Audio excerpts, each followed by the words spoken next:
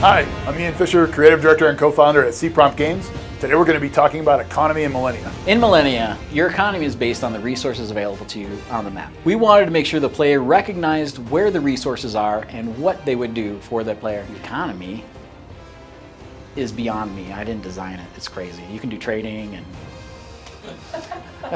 Millennia features a deep economy model that brings some new gameplay to the 4X genre. The basis of this is our needs system. Every region you have, every capital city, has a population, and that population has needs. The larger the population, the more advanced, the more needs you have. You start off very simple at a low population early in the game.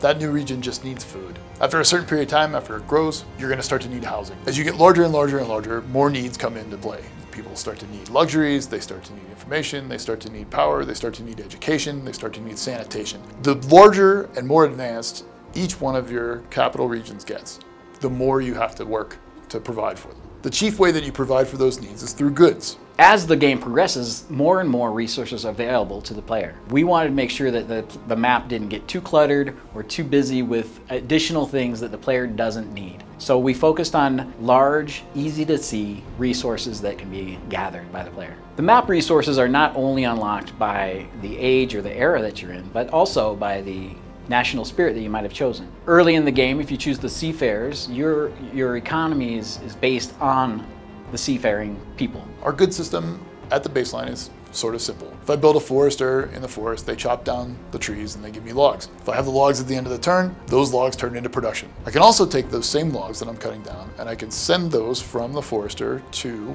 a saw pit. And at the saw pit, those logs will get turned into lumber. Lumber is worth more production at the end of the turn than logs by themselves are. So the process of creating that goods chain, of moving from the forester to the saw pit, allows me to get more production out of that same tree. Some of the resources are very simple and you get one use out of it. And some of the resources are very in-depth and you get many things along the way. So depending on how you want to play and how you're gathering these resources depends on what you're going to be doing with them. If I have a farm, it creates wheat, I can send the wheat to a mill, I can have the wheat turned into flour, from there it gets sent to an oven, at the oven it gets turned into bread. So there's 3 steps that are created there. That provides me with more food to meet the needs of any capital region. But some goods provide me with flexibility. The logs, for example, I don't have to have those turned into lumber. I don't have to get production out of those logs. I could send those logs and have them turned into paper. Paper is an intermediary good for us. Paper is not worth any production. So now those logs that I'm cutting down from the forest that I was getting production from before, I'm not getting any production from them now. It's kind of a trade good. I would be getting wealth out of it. I can also take that paper and I can send the paper to a scribe where the paper is turned into scrolls. Or I can take the paper and eventually I can send it off to books.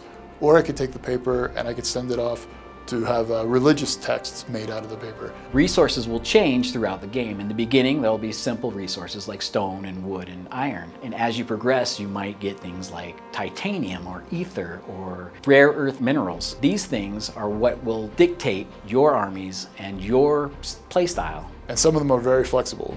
You can steer those goods in a lot of different directions. This creates a deeper type of gameplay with more decisions. We also do our best to reduce the number of cities that you have to deal with. So we want fewer, more important decisions up in front of the player instead of replication of the system over and over. So you end up having to manage a smaller number of capitals overall, but having more and more important decisions to make at each one. We wanted to make sure that you're not stuck with what is around you. So there's trading in the game, and if your opponent or your ally has something you need, you trade them with your abundance. There are a lot of different varied trade systems, but the ones that people kind of have the most positive reaction to, we have an internal, domestic, and an external foreign kind of trade system that are in the game now. If you make contact with another nation and you're in kind of a friendly status with them, whatever is being produced in that region becomes a good that is available to you on the open market. You build certain facilities inside of each one of your capitals and you can import from anything there. You may not want to build improvements to gather all those. It may be more efficient for you to make friends with somebody nearby who is producing that good. If you build the facilities to export goods, now you have the ability to send things from one of your regions to one of the others. Where this really shines, there's a concept of an outpost. They don't gather per se the way a city does or grow a population.